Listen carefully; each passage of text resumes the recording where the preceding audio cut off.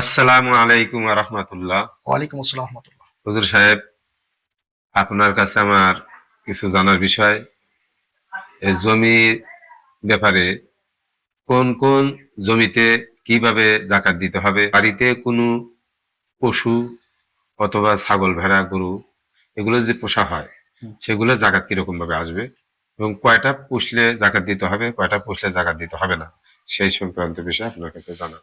মাশাআল্লাহ, অনেক ধন্যবাদ ভাইজান, অনেক সুন্দর গুরুত্বপূর্ণ প্রশ্ন করেছেন। আমার পাশে বসে থাকা ভাইজান প্রশ্ন করেছেন জমি সংক্রান্ত জাকাতের বিষয়। তো আমি আপনাকে বলবো যে মনে রাখবেন জমি তিন রকমের হয়ে থাকে। জি। একটা হচ্ছে আপনার বসতি জমি, একটা হচ্ছে আবাদি জমি, আর একটা হচ্ছে আপনার ব্যবসার জমি। যেমন আপনি 1 বিঘা জায়গা কিনলেন, এই জায়গাটা আপনি বসবাস করবেন, পোলাপান নিয়ে নাতিপুতি নিয়ে, এই উদ্দেশ্যে আপনি কিনলেন, তাহলে সেই জমিটার আপনার কোনো ওসর বা জাকাত দিতে হবে না। হুম।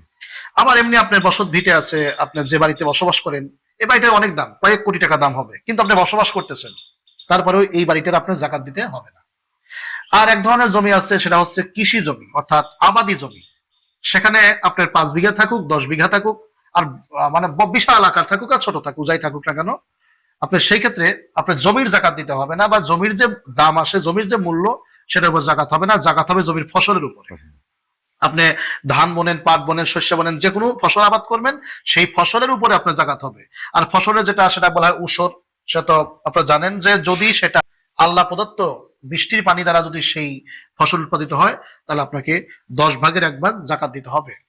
এবং যদি তা না হয়ে যদি আপনি সেচের ব্যবস্থা করেন আপনি নিজে কৃত্রিম ভাবে, যেমন আমাদের দেশে বর্তমান ডিপ কলের মাধ্যম দিয়ে আমরা কি করি, ধানের চাষ করি, যদি এইভাবে আমরা নিজেরা সেচ দেই, তাহলে সেই ফসলের জাকাত দিতে হবে 20 ভাগের 1 ভাগ। এটা মনে রাখবেন।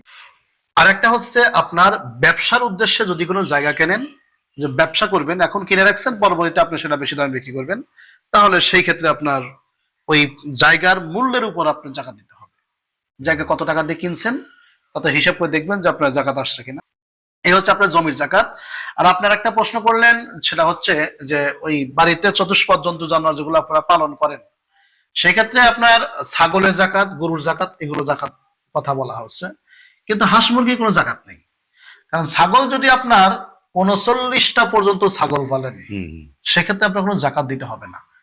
যখন 40টা থেকে ছাগল পূর্ণ হবে, 40টিতে, তখন আপনাকে 1 বছরে একটা ছাগল জাকাত দিতে হবে। 40টা থেকে 120টা পর্যন্ত, এইভাবে তারপর ধারাবাহিক্রমে বাড়বে। তো আমাদের এই বর্তমানে এই সমাজে এত ছাগল কারো নাই, অনলি মাথা ব্যথা করে লাভ নাই। আর গরুর জাকাত 29টা পর্যন্ত আপনার গরু থাকে, সেক্ষেত্রে আপনার জাকাত দিতে হবে না।